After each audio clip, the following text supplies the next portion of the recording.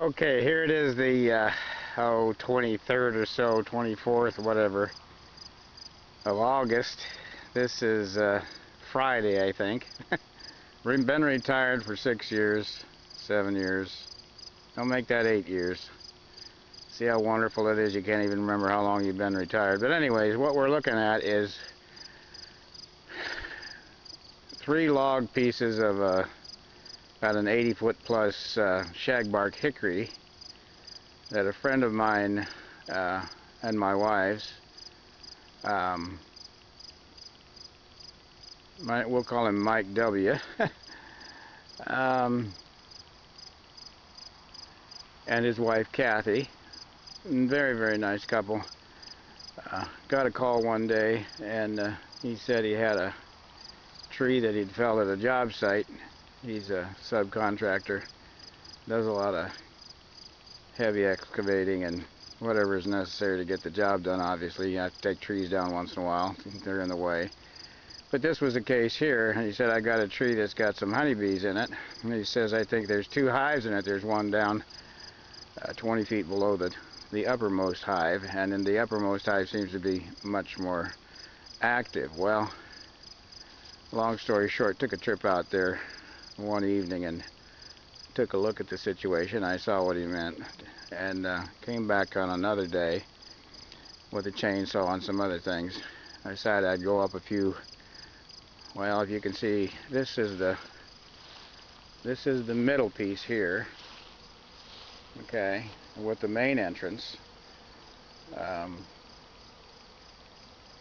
This is the lower piece, as you see, as it gets bigger, and this is the uppermost piece of the tree. And I made this cut here and then this cut, and found out that the bees continued up the hollow tree. Well, basically what we had is, after I got through with my saw kerfs and bees were in all the saw kerfs, I decided that these bees were basically in a totally hollow tree, except for the very uppermost part of the tree, which you're looking at here. I actually made the cut right where pretty much where the hive, the hollow part of the tree stops.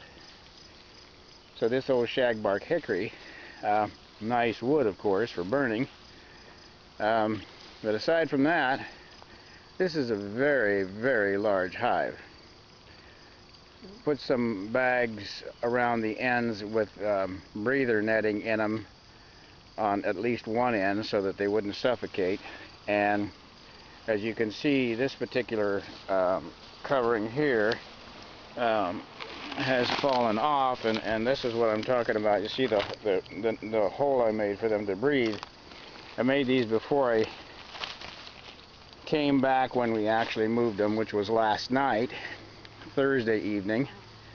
And he's got some heavy equipment on the job site. We just used a front loader and a strap and looped it around the trunk, and then lifted it up and put it in a pickup and brought him here about 10:15 Thursday evening, which was yesterday evening, and took this little one and just kind of rolled it off and eased it down and then dropped it. And these 2 bigger ones, obviously he couldn't do that. This one was the next one off the truck, and just kind of dropped it and let it roll. And then this one here we actually pulled with this little bitty nylon cord that must have some sort of a wire cord to it or something, but it's tough stuff. When he gave it to me to hook around that, I said, there's no way that's going to pull that off the truck. But believe it or not, hooked it through a tree in the woods and moved the truck forward, and it came right off. So now here we have what I'm going to have to start to on Saturday, and I'll film all this if I get a chance, and my wife is the cinematographer, if you will, amateur at that, of course. But what we're going to do, I think, I watched all kinds of extractions, and I don't care for the longitudinal approach where you just cut down the length of it and bare the wax. Most of your deep super frames need about an 8-inch high comb, and you probably can't see it here. Yeah, you can. If I go down here in the grass, you can see bees are always pretty good at laying their comb in kind of next to each other, kind of like they would in a hive, but they're not as orderly, obviously, but the bee space is still there. So you can see all this is solid honey that you're looking at here. So what I'm going to do is I'm going to come up on this thing here and cut over 8 inches, and I'm going to continue to do that till I run out of comb in there. And then I'm going to set it on a platform. I'll show you what I've rigged up on the ground. In other words, I'm going to have a big donut over here in my pickup.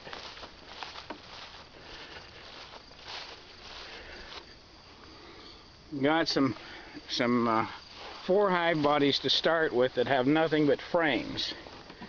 And then you have heavy-duty, large-size rubber bands, and you're going to just take those 8-inch high pieces of honeycomb, and you'll probably be able to fit 2 in here, and then rubber band them in, and then just drop them in the box like this. And of course, they'll be sitting on something that will help them drain. But the big donut is going to sit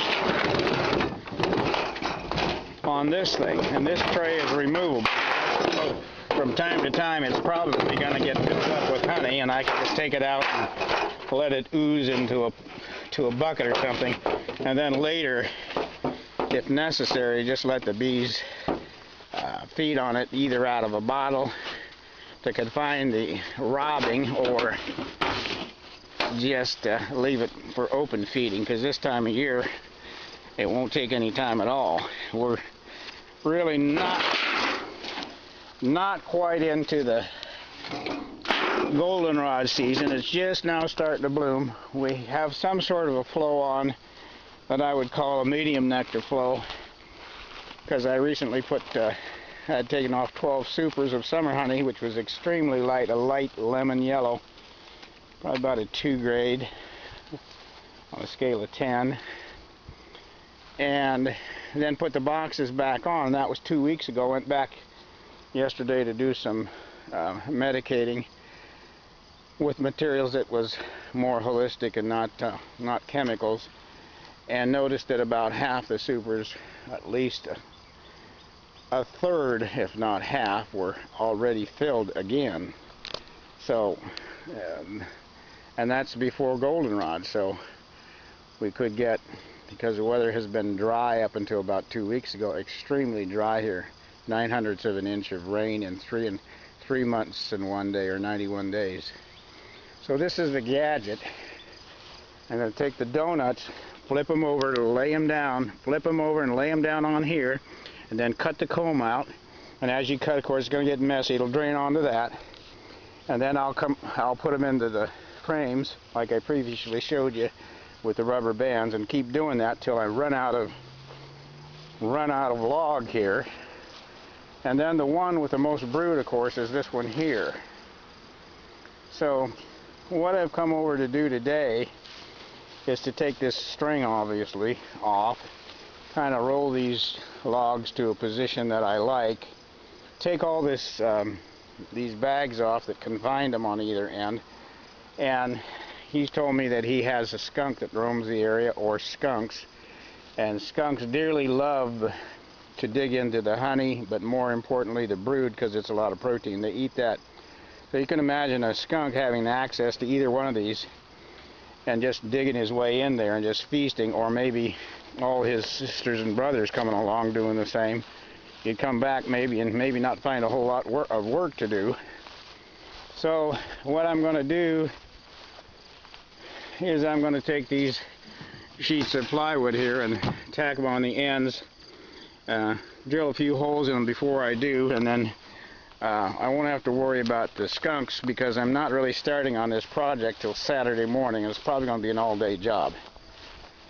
And it is going to be one sticky one. So I'll set up a table where I can put the honeycomb in the frames and try to make this go rather rhythmically and not too messy. So it's going to be myself and my wife, and that's about it in the all-day sun. And here we've got a little kitty coming out of the woods, probably somewhat of a feral cat, I shouldn't say kitty, trying to find out what's going on. So that's the plan. And it is about 10 o'clock in the morning here. So it's going to be a beautiful day, as you can see, not a cloud in the sky, and these bees have already oriented to their new position. So they're going to be really confounded tomorrow when we start busting things up, particularly with a noisy chainsaw. But I think that's going to work better than trying to cut an opening through the length of the longitudinal length of the log. I don't like that. Plus this tree's got a lot of knots in it, and it's also hickory, and it's really hard. So I like the idea of cutting donuts to the right shape so that when you take the comb out, it's already the right length and you can just fasten it in there. Should work good for both brood and the other. So we'll see how it goes. If we have to change as we go, you'll know it when you see the later sections of this. This is G. Wooster signing off for part 1. So now you're looking at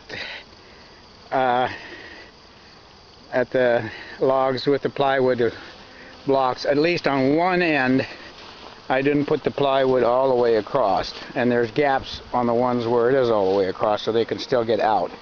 But the little varmints like skunks, or should I say bigger varmints, are not going to be able to chew their way through this and destroy it. So now you kind of see what it's like.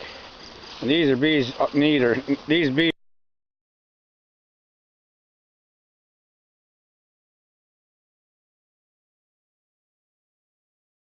Well, to continue where I was before, here's the bag that I'm holding, and there's a stream of honey. And coming out of it, I noticed it was kind of heavy. So when it fell on its end, that comb fell apart and drained into this over the night. And here's the end that had all the honey comb in it, and you're looking inside the tree. There's 2 that fell out when I pulled the screening off the end, and that end connects to this end, which is covered by bees, which is all honey. Here's the natural opening in the tree as it stood, and here's the bottom of that. Okay, and as you can see, that's all brood. And then the other end of this is a combination of honey and brood. And then the very top piece, which is here, is all honey. And that's the shorter of the 3 pieces. So, you know, I was going to guess, should be able to fill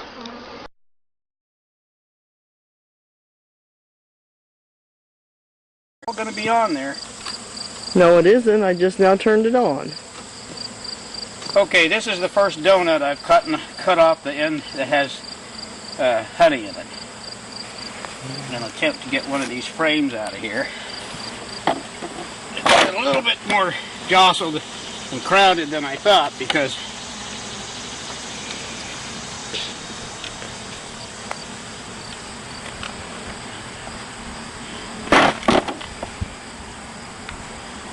it's not it's been messed up by the fall of the tree.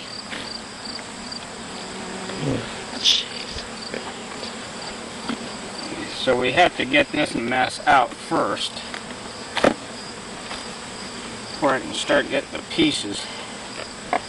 And we may just throw this into a bucket, some of it. There we go.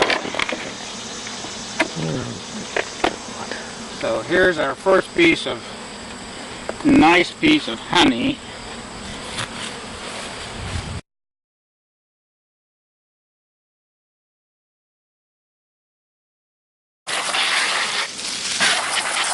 And this is free hot water,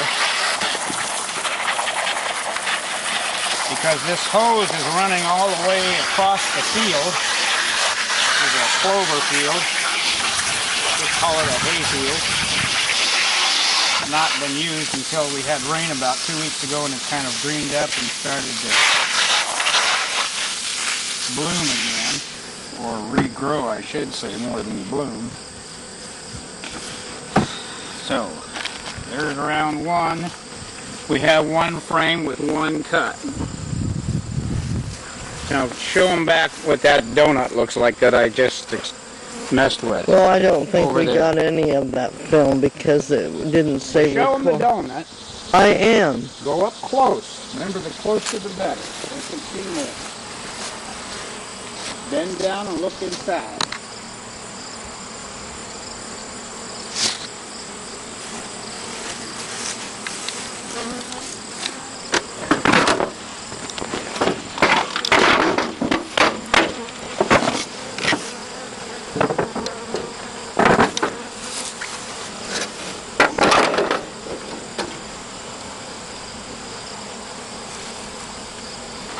So what we're going to do with this donut is we're going to leave it just like it is and roll it over here, kind of out of the way, and let the bees clean it up as they wish, and or slash skunks.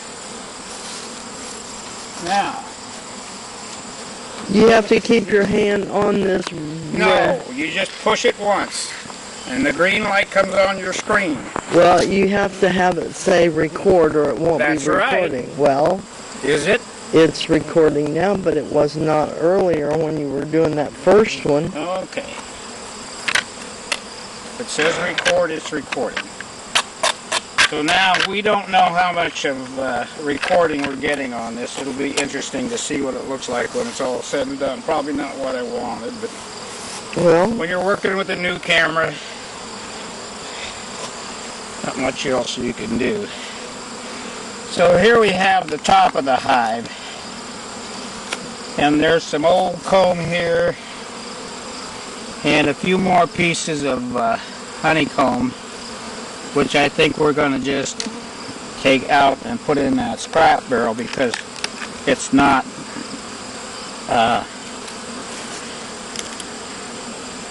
well, that one piece looks pretty good. we'll leave that for the skunks. I'll leave them some. There's a little piece at the very top of the hive.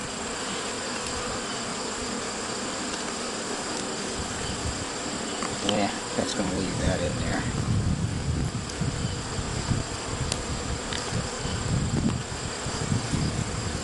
Okay.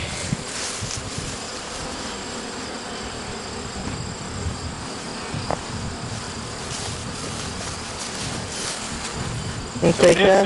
this is the end or top of the tree, and that was the smaller of the three pieces, and it basically comfortably filled up one frame deep.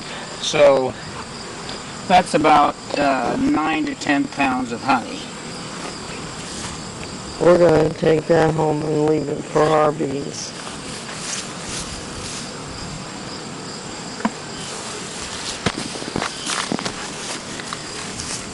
So now I'm going to move the chainsaw. Roll that toward Roll the this truck. back over. No, we're not going to take it in the truck. Not till it gets cleaned out. I messed with a dirty pot. Take a look down in there. Show them what's in there. This is a collection of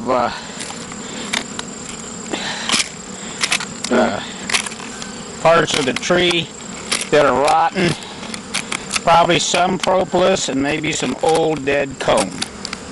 But nothing, nothing that can hurt the bees. All biological, all natural. But that's the top of the hive. So from now on, pan over here.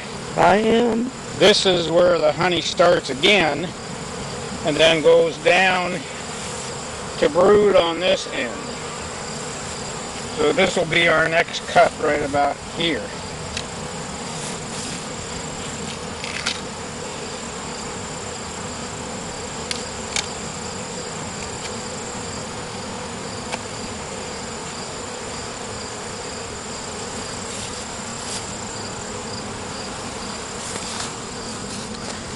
So now I've got to clean my gloves off so I can start this chainsaw.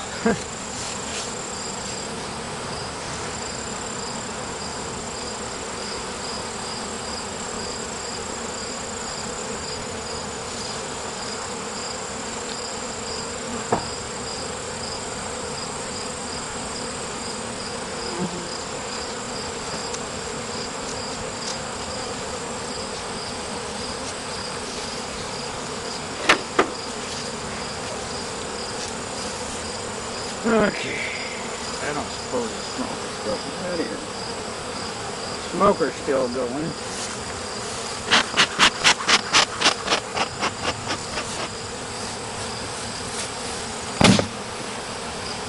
What about the nails? Take them out later. I want an opening so they can go north. Now, turn that thing off a second.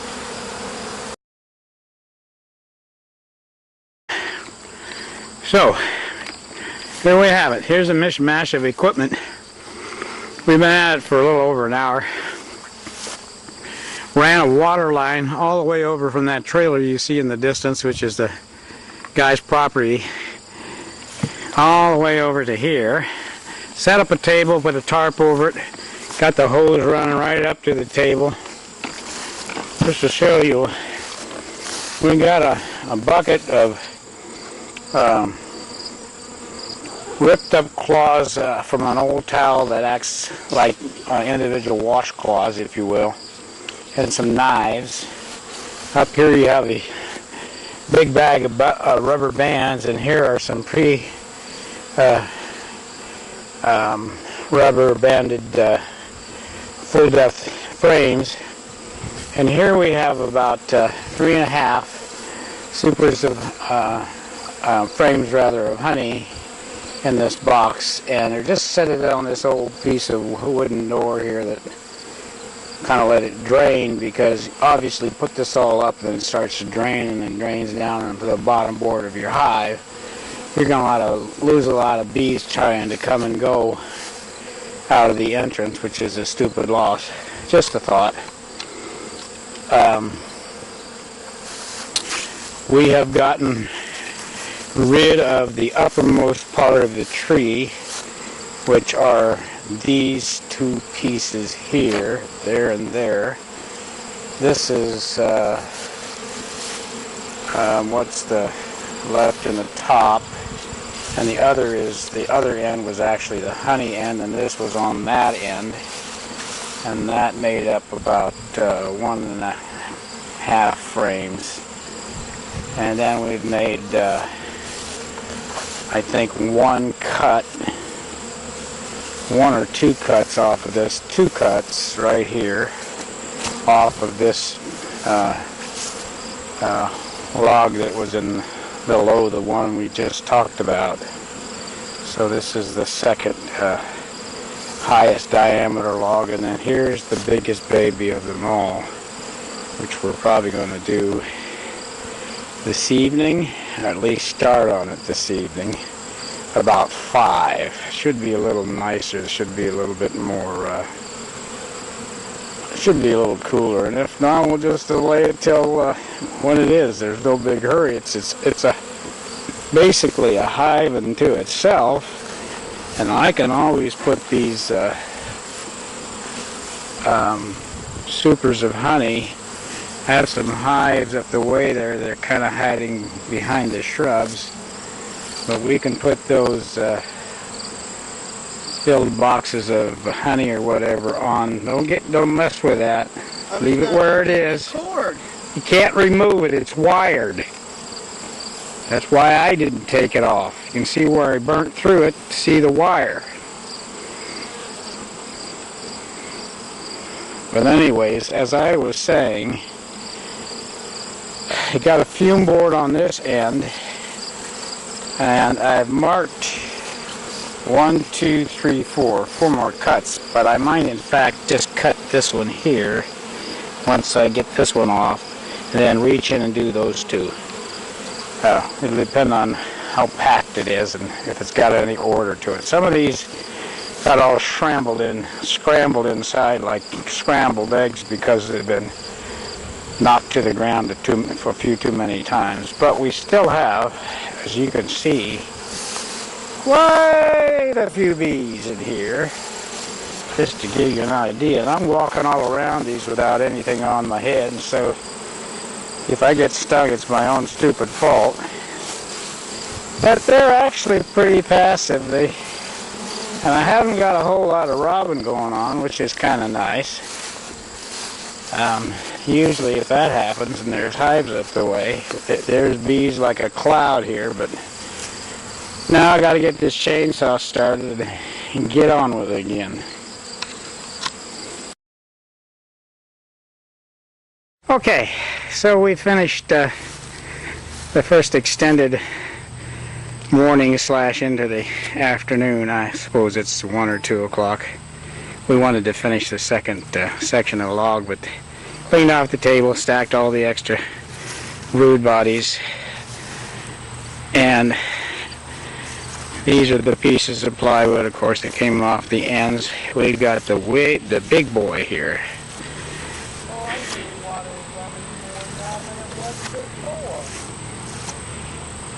Be quiet, honey. So now, there's the final one, which we'll probably do sometime next week. I'm too shot to do the rest of it. The nice thing about it is it's a complete hive. They can tend their wares until I get to them. So here are the 2 sections of logs on 8-inch sections, and boy did that work nice. So much easier than trying to dig it out in pieces.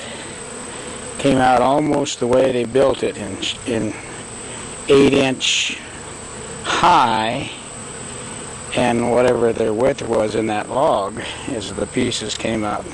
Some were kind of messed up because of the impact of the tree falling and being dropped off the truck and that sort of thing. So there you get an idea. I'll take you over here to the truck and show you what about 4 hours of work did. And it's sticky, nasty, wet. But here's all the frames. I'll give you drop back and show you. So there's 9, because I use 9 in my honey supers that are at full depth. I don't use too many of them anymore because I'm too old and they're too heavy. But that's what it looks like. And here's 3 more, so 12. This is one that's partially full. And this one's partially full. We'll fill those up tomorrow probably. Here's more like what we did. Filled up and rubber band. And since we really don't have a good place to put these, I have about 3 hives on the way down, and since I don't have enough brood in here to make a difference for their real hive yet, I'll give it back to them later. But I'll put these on top of a couple of hives I have down there, and they'll safe keep it until I'm ready to move it back to this hive that you see in the distance there. In other words, a regular tree hive.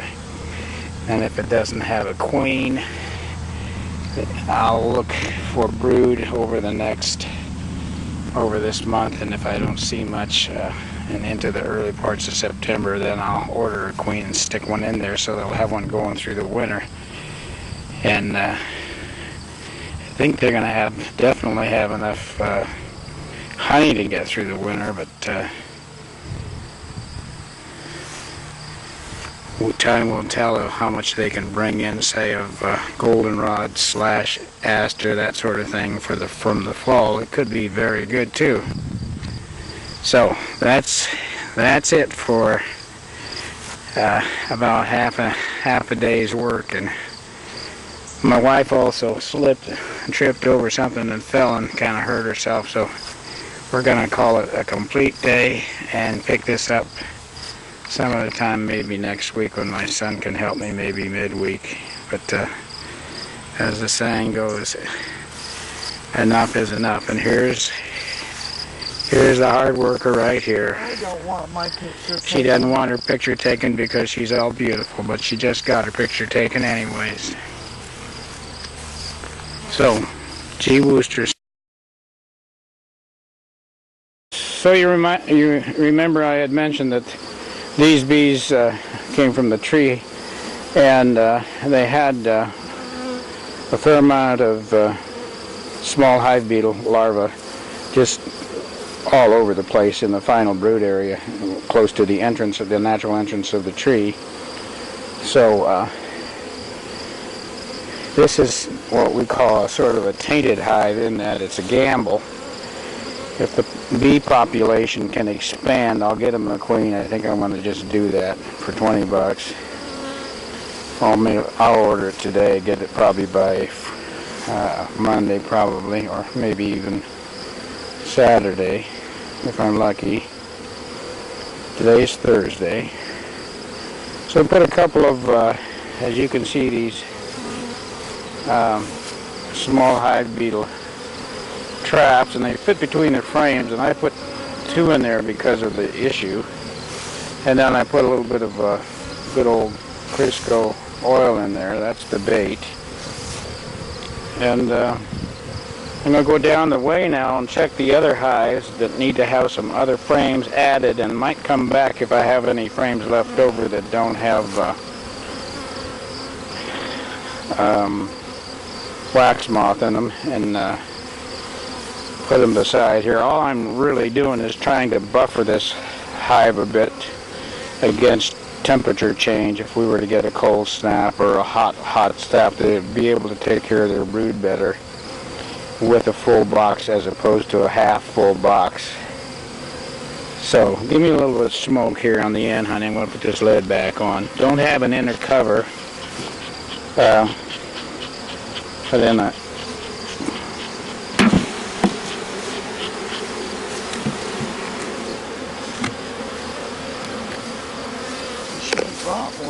Why didn't we? well, it's not that important right now. What's important is that they have a home to come to, and that's what we got here. And these are very nice bees. As you can see, they're not bothering me. I'm going to put this donut on top just to make it a little tougher for the skunks. Make sure I balance it. I noticed that this hive is not balanced, so I'm going to hand this to my wife, and I'm going to pull it back, and then we'll realign the one on top.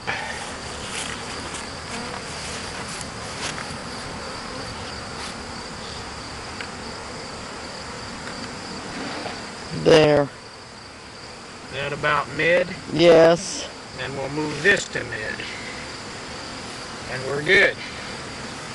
So let's go down and look at the other bees and see what the story is. Okay.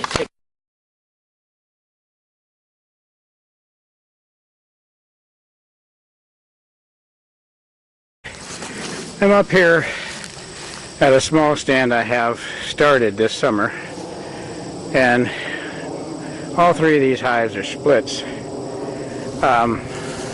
The one up here just got a queen a week ago. Seems to be doing okay.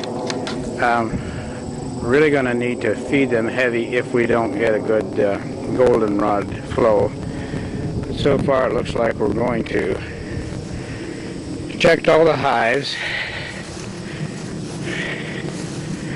So these 2 boxes here are, as you can see with the rubber bands, all came out of the tree. So these are full. I'd say 50 to 60 pounds each. And then I put some small hive beetle traps in the top with some Crisco liquid oil, cooking oil. And now I'm going to just close them up. These are actually, all 3 of them, pretty strong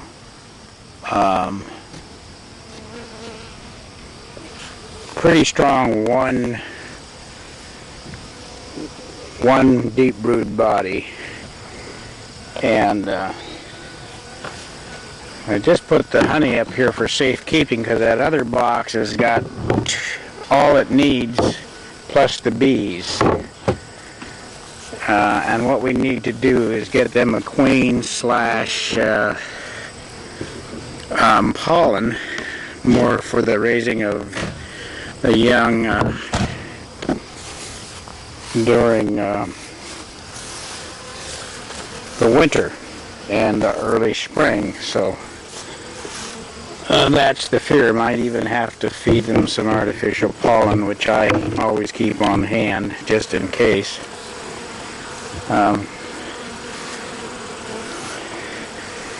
It's good stuff if there's nothing else available, but that's basically about all I have to say for it. If you get some of that fancier stuff that costs an arm and a leg, that has all your different amino acids and stuff, vitamins and things that complement actual bee health and growth, other than just soy and maybe yeast, brewer's yeast, and that would be a better choice, but don't have the money to spend on that stuff, not even as a hobbyist. So this is what it's gonna be. They're actually pulling some of the chips, sawdust chips, out of the entryway. You can see real close there. They continue to clean that honey. So we're done with these three here. We've compressed everything. One hive body that she's carrying there had about 3 frames, and I moved that over to the other one that wasn't quite full. So we have 2 supers, big ones, and then one down the way that's about half full, maybe a third full, with a little bit of brood in it and all the bees.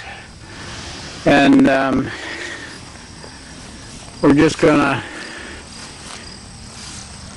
get out of here and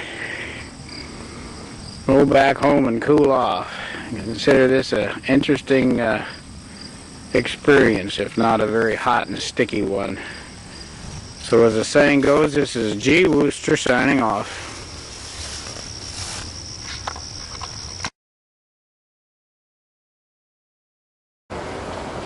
Now here's an interesting finding from that hive that took out of the tree.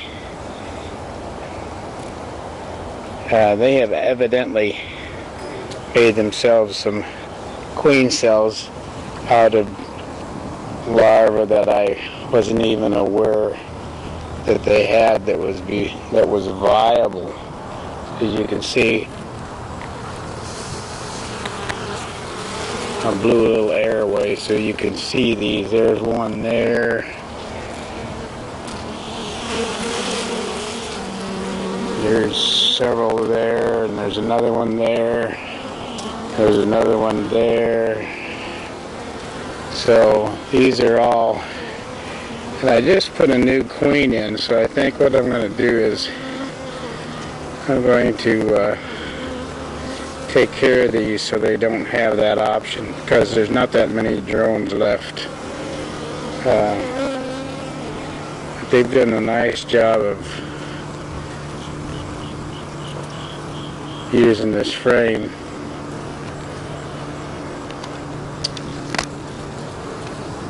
So that's what I'm going to do. I'm going to destroy the queen cells and let them work with the queen that I just brought to them, a marked queen. We'll continue this later. G. Wooster signing off.